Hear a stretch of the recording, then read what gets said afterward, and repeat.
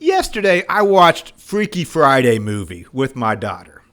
It's about a parent and child that actually switched places for a day. It's a good movie. My daughter said she had no idea what I do and would never want to be in demand planning. So she's hoping she never switches places with me.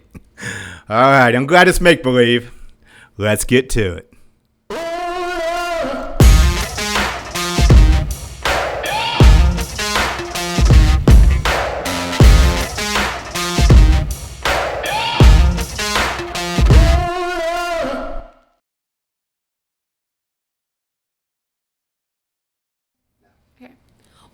Welcome. Don't be confused. This is IBF On Demand. I'm your young, attractive, and not so humble host, Sophia Wilson. Thanks for the follow, and don't forget to subscribe. Follow my dad on LinkedIn, YouTube, or me on TikTok. I want to thank our sponsor, Arkiva, driving business transformation by solving what others cannot. Great sponsor, great supporter.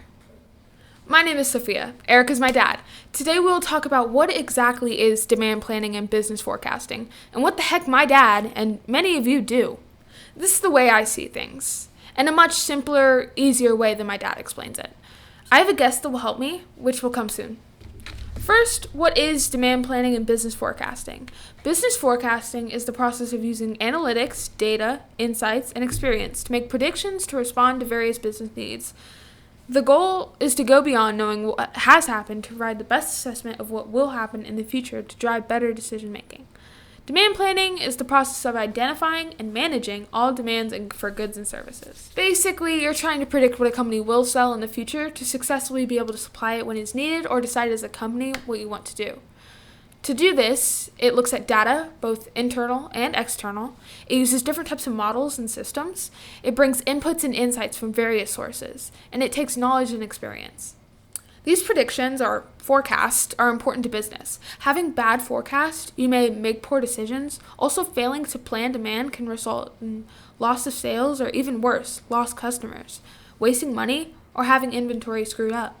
Having good forecasts, you may have what the customer needs when they want it, make more money, save money, become more profitable, meet the strategic goals of the company, and make better decisions.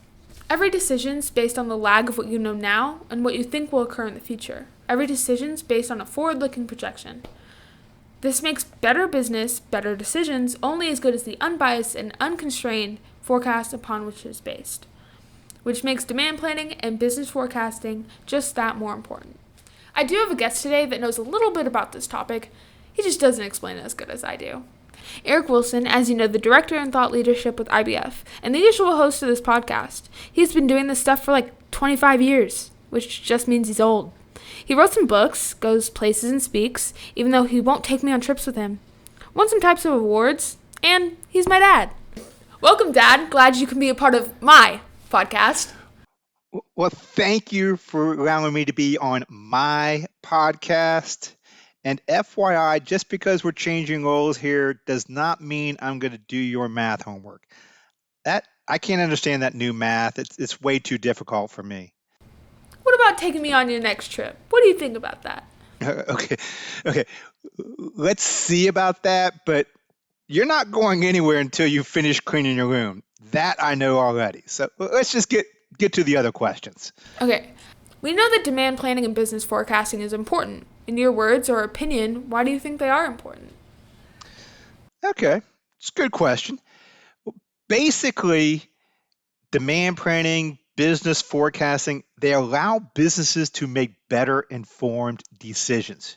You can see or at least have a better idea of what's going to happen before it occurs.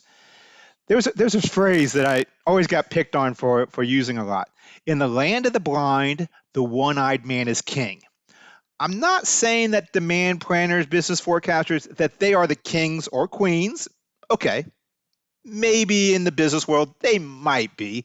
But what I am saying is demand plans and forecasts are.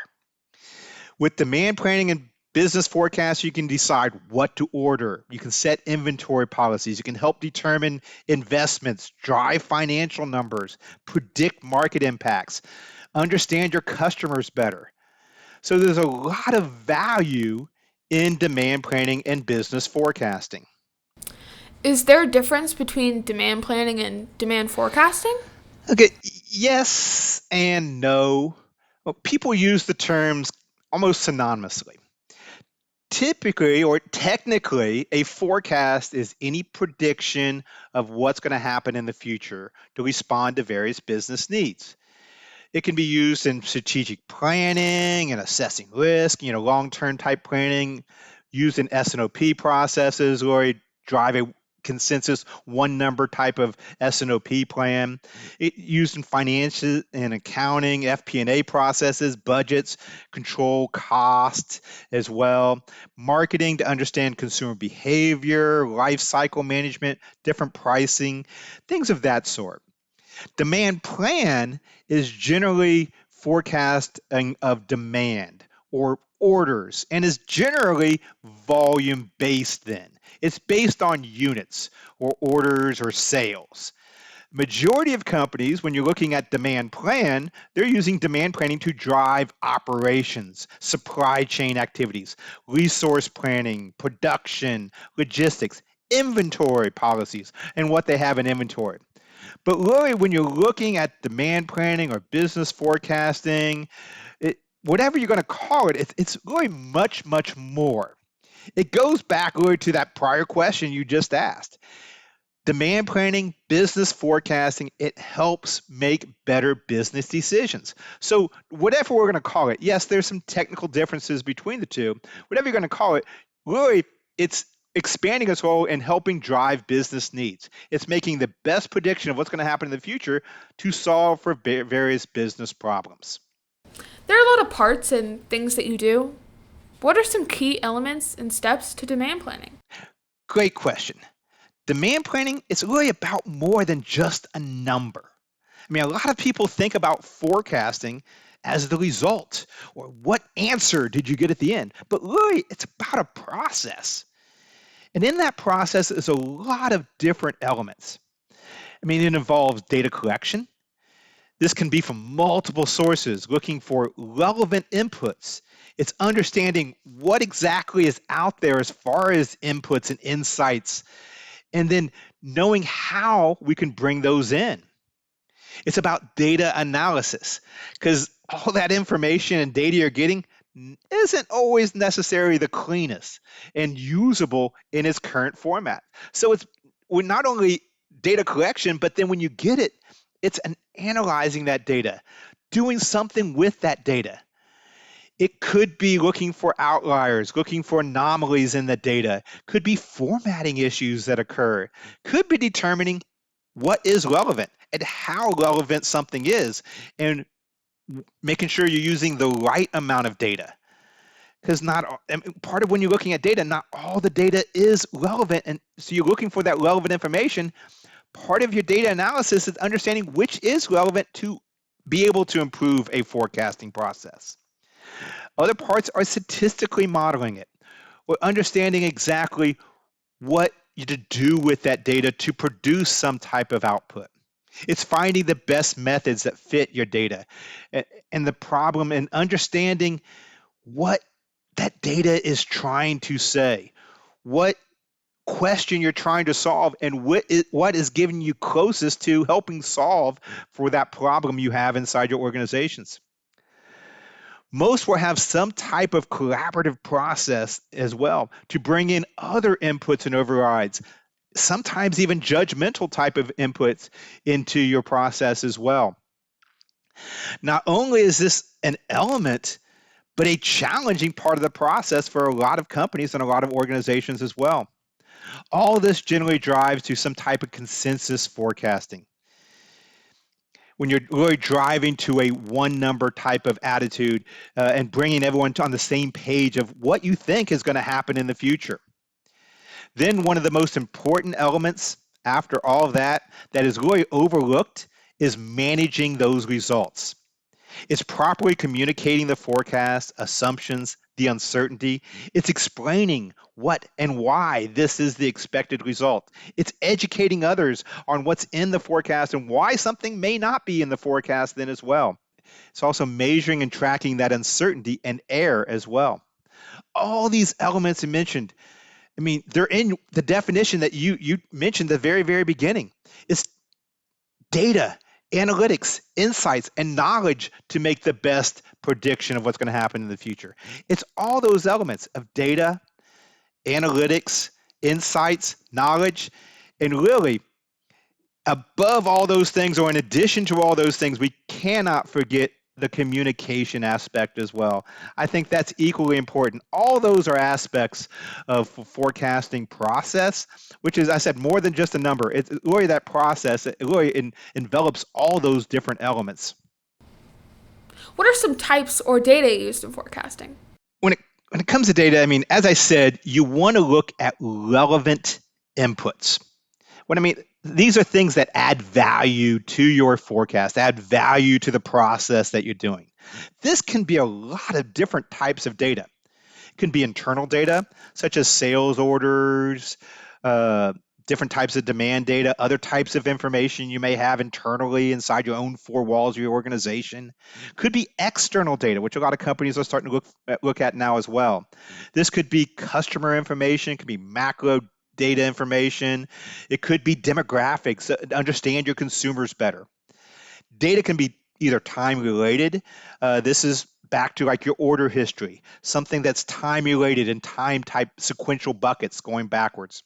Or it could be kind of cross-sectional data or causal information like a promotion that you run, or weather data, the amount of rain is correlated to the sales of umbrellas. That's cross-sectional type of data.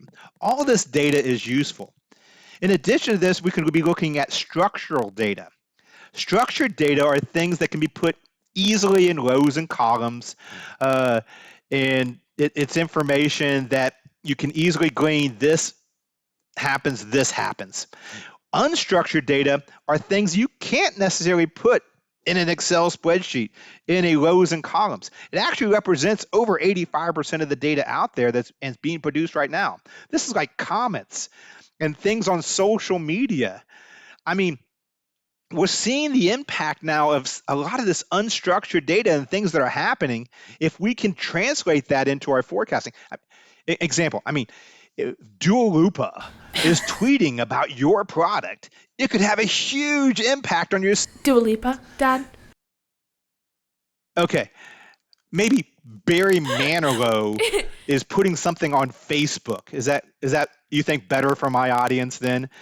Whoever it is, you're looking at some type of social media. You're finding unstructured data that can actually tell you something as what's happening with your product, what's happening with your customer, how your customer is going to react to it, that you then can forecast better. Those are all unstructured type of data.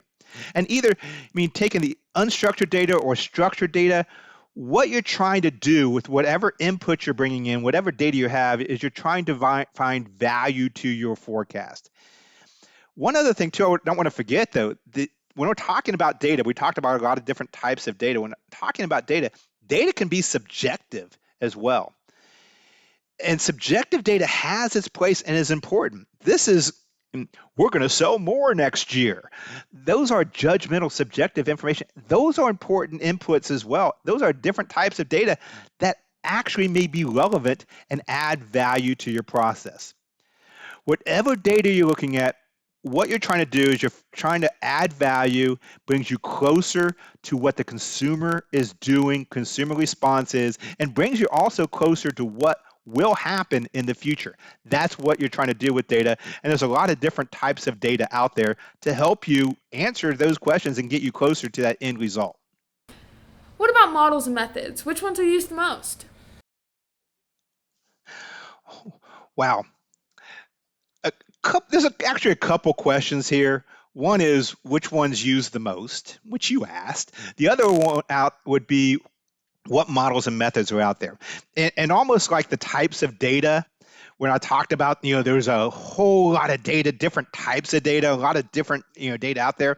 There's also a lot of methods, a lot of models out there as well that you can use to model that data, the different types of data. And partly that's the reason why you have a lot of different models out there, because there's a lot of different types of data out there. There's a lot of different types of problems you're trying to solve. There's a lot of amount of data that you have. being you have all these different variations, inputs, you have a lot of different models to solve for it. Another reason, because not every problem you face is going to be a nail. Taking a hammer to every single problem you have doesn't solve every problem. You need a toolbox full of a lot of different tools. That's the reason why we have a lot of different types of methods, a lot of different models out there. When you're looking at those models that are out there, it could be everything from a pure type of qualitative and knowledge-based type of model. These are very subjective. It could be an expert opinion. It could be a Salesforce, where they're giving each of them, gives their own estimate of sales, and then you're aggregating those things up.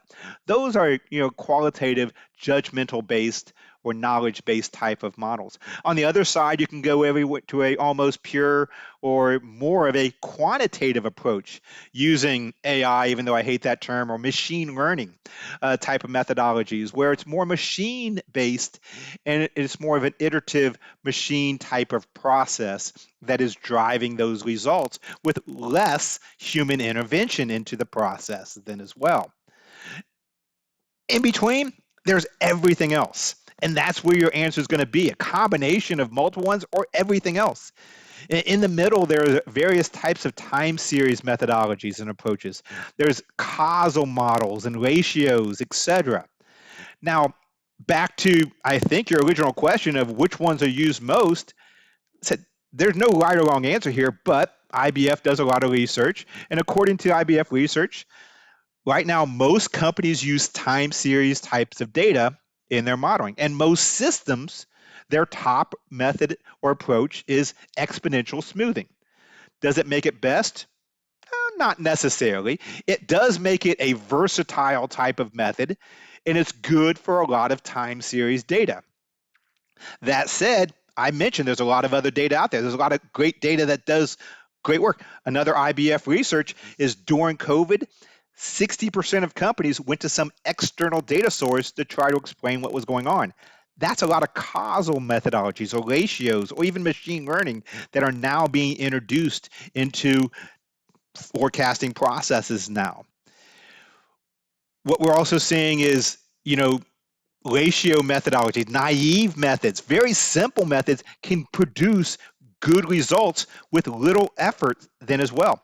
And guess what? If you can produce a good result with little effort, that's golden for most forecasters and forecasting processes then as well. Others, they may use more complicated machine learning algorithms to provide a good baseline. And they can get some incremental improvements by looking at multiple different types of data, multiple inputs, and really drive a good baseline with machine learning. There's no right or wrong answer. And that's ultimately what I'm trying to say. With methods models, as many data sets as they're going to be methods and models. One size does not fit all. And really, you're trying to find the one that best fits your problem, best fits the data, best fits your capabilities there, interpretability versus, precision. There's a lot of considerations going into it. There's a lot of different methodologies to help fit whatever your needs may be. In my intro, I mentioned that decisions are only as good as the unbiased and unconstrained forecast they're built on. Can you help explain what I meant by unbiased and unconstrained? Yeah, happy to. It's an important consideration as well. Biased is the intentional or consistent over or under forecasting. It could be something like sales always calling something high because they want to create inventory, or finance pushing the number down to protect against potential spend or actually reducing inventory. It could be an unconscious bias as well. Could be an unconscious optimism or a anchor bias where it's a target that you're shooting for and you're driving that number, your forecast closer to. Whatever it would be, these are an intentional or unintentional, but a consistent over and under forecasting. We're going to sell 100. Well, I'm going to forecast 110. I'm going to forecast 80. They have a negative impact then on the decisions you're making. Either one, high or low, is dangerous and not giving a true picture of the future and the impacts of the decisions that you're making. Or worse yet, it's trying to manipulate the decisions that are made off of that forecast. It deteriorates the trust in the forecasting process. It doesn't give you the complete picture of what's going to happen. So bias, I mean, sometimes it's actually worse than the uncertainty of the forecast itself for some organizations if it's not disclosed, it's not identified, and it's not taken care of. So that's the bias piece. You want to try to take bias out of your process wherever possible. It always exists. It exists in inputs, your process, your outputs, how someone interprets your forecast as well. So it always exists. But the best you want an unbiased. Now, the other side is constrained.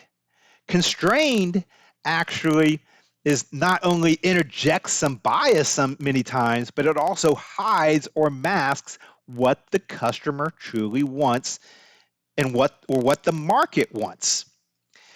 You need to be then as unconstrained as possible as well, which means it's based on your orders, or it's based on what and when the customer would want something, not necessarily the constraints you may have internally. Constraints you put in because of what you can build or when you want to build it. Those are decisions. Those are responses to what the customer truly wants. If you forecast what the customer truly wanted, when the customer wanted, then your response to that maybe no. Maybe I can't do it. I don't want, it's going to cost too much to do it. I could do it, but it's going to cost me this, and I decide no. A proper response may be no. But to allow that discussion to even occur, you need to have a full view of what the customer demand is, not a constrained view of what the customer would want. You need to make decisions on the full amount of information and the complete picture. So to do that, to make that decisions, you need an unbiased and as unconstrained as possible prediction of what's going to happen in the future. This is so you can see the gaps, so you can make the better decisions, and you can understand exactly what the consumer wanted. So then in the future, you can maybe make a decision to fulfill that by doing this in the future. To have those discussions, though, unconstrained, unbiased, those are the keys you really need to be able to have those type of discussions. Final question, but what do you see in the future of demand planning and business forecasting? Okay, that's another great question. And I see the continued kind of evolving and growth in importance. It continue to evolve as a field with the new technology, with new capabilities, and with the greater insights and really companies driving to be more analytically driven. I see the importance with it as well. I always say, as one thing becomes commoditized, something else becomes a premium. Right now, you're seeing the big data, AI, and these terms being thrown out. And really, that is what's going to become commoditized. The data, the algorithms, the science part of things, that's going to become commoditized. What becomes the premium then is understanding the outputs, communicating those, being able to tell a story, being able to manage the business aspects of the forecasting process that a AI won't be able to do for decades. You still need to be able to manage the process. You still need to be able to tell a story with those numbers. Those things will become more and more the premium. I always say we're storytellers that uses numbers as our language. That's going to be continued going in the future as well. Mentioned earlier, when you asked about the elements, that were not about that number. We're really about communicating. We're really about managing the process. That's not going away. That makes demand planning not only important now, but even more important in the future as we see this field evolve, as we see the growth and importance of it become more and more prominent. Thanks for being my guest. I'll see you at home, Dad.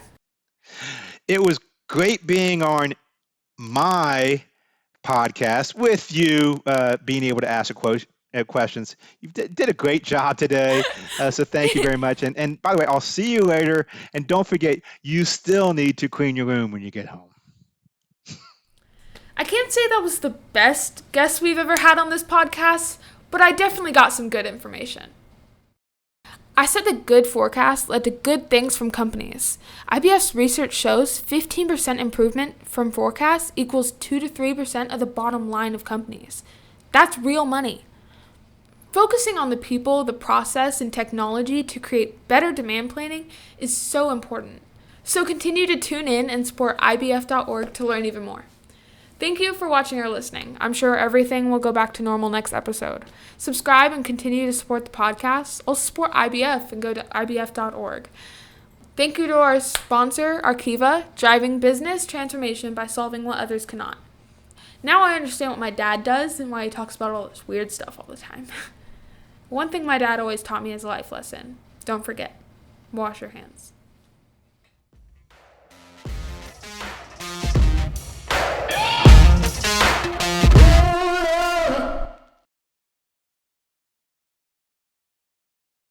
Everything in between. So there's a lot of different ones out, from time series to causal to subjective models. There's a bunch out there. We should use that somewhere in there.